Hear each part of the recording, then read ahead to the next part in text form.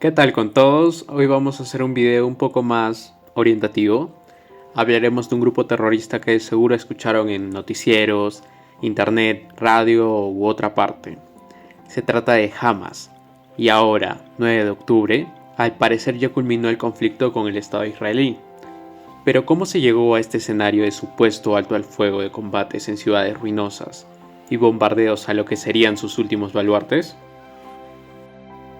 Volvamos al día cero en 1987, donde la esencia de lo que hoy es Hamas, o lo que queda de Hamas, provenía de un brazo de la llamada Hermandad Musulmana, una organización política transnacional islámica sunita. Aclaración: existen dos ramas principales del Islam, el chiita y el sunita. Esta división en esencia se debe a su desacuerdo en la sucesión de líderes de Mahoma una vez muerto.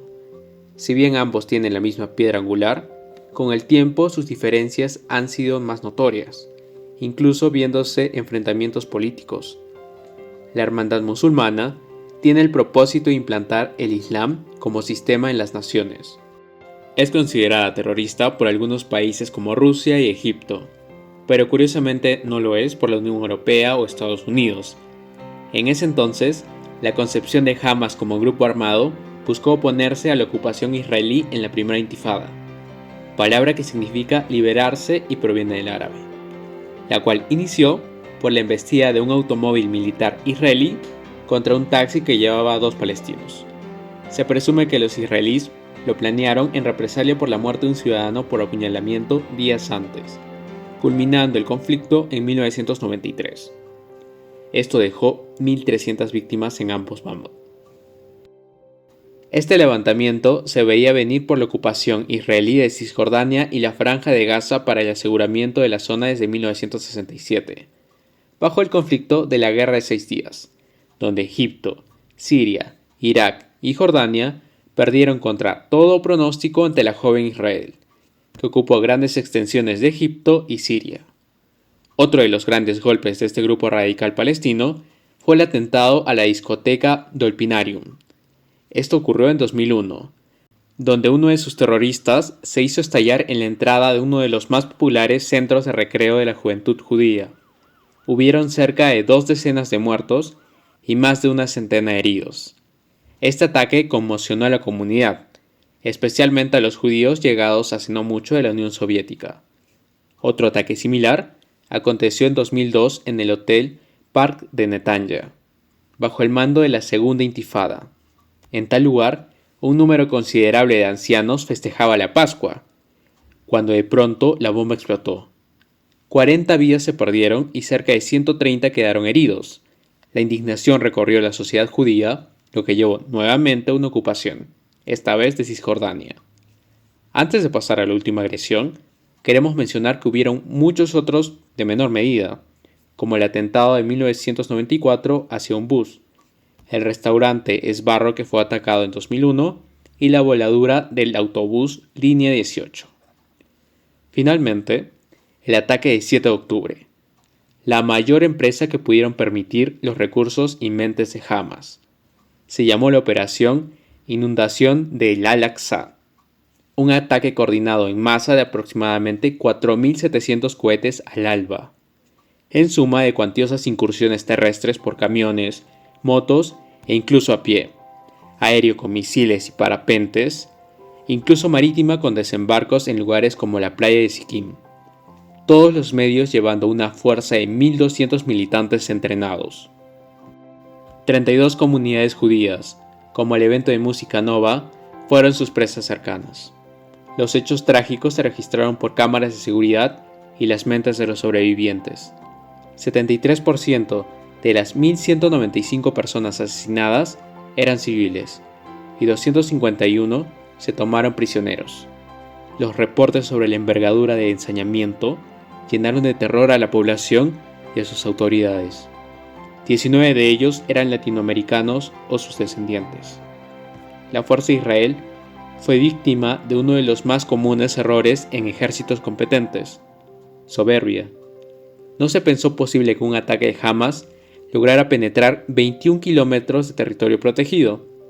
En cualquier caso, una rápida contención era la respuesta obvia a esa preocupación.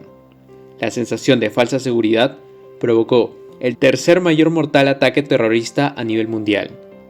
La conmoción se elevó sobre otras muchas sufridas para los ciudadanos, y en retribución las fuerzas de Israel planearon y juraron la destrucción de Hamas. La respuesta fue desproporcionada.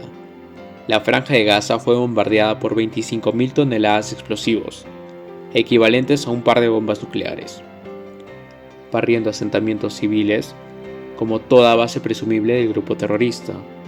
67.000 palestinos acompañaron la destrucción de sus ciudades, junto a sus sistemas básicos como agua y luz. Es obvio decir que las fuentes de comidas se vieron menguadas. En tal mortandad, los terroristas solo podrían usar a los prisioneros como moneda de cambio y último seguro. De los 251, se cree que solo quedan 20 con vida de los que fueron entregándose, no reduciendo la exigencia de Netanyahu por su liberación. Antes de que comenzara la actual ronda de combates en el territorio palestino, precedida por el ataque de Hamas en Israel el 7 de octubre, se estimaba que el grupo militante contaba con 25.000 a 30.000 combatientes.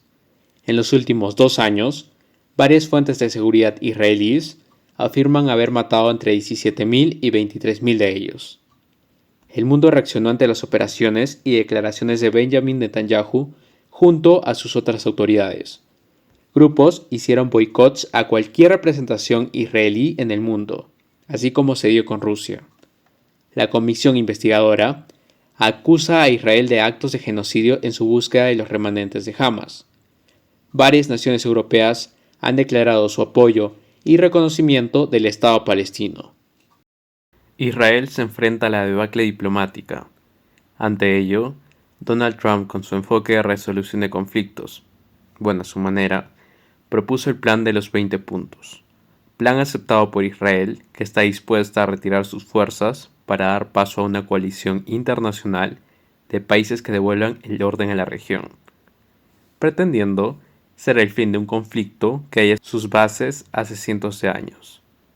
Hamas responde con entregar a los últimos rehenes, vivos como muertos, pero su rendición total no es clara. No piensa perder la oportunidad de participar en el poder de la franja, tampoco bajar sus armas.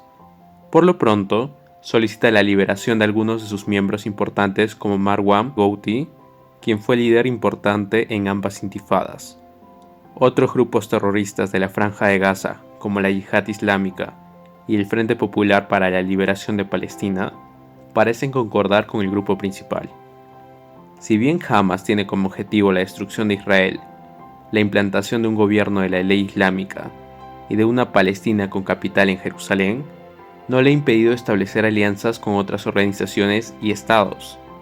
Se sabe que Hamas realiza sus operaciones con libertad, pero no quiere decir que no sufran influencia considerable, es decir, Hamas pertenece al eje de resistencia, una alianza con liderazgo de Irán que integra otros grupos terroristas como Hezbollah en el Líbano y los hutíes en Yemen, organizaciones que atacaron con misiles a ciudades en Israel.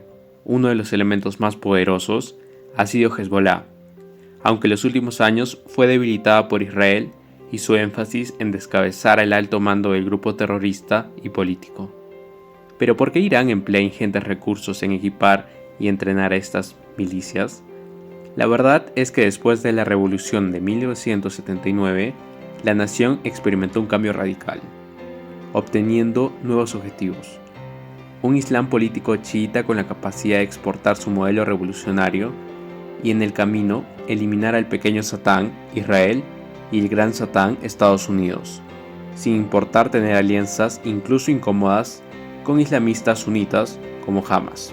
Sé que es mucha información, pero el mundo de Medio Oriente es en extremo complejo, y para entenderlo, en mi opinión, es tomar cada capa de esta cebolla para llegar a comprender fundamentos religiosos que dirigen operaciones con influencias en cientos de millones de personas.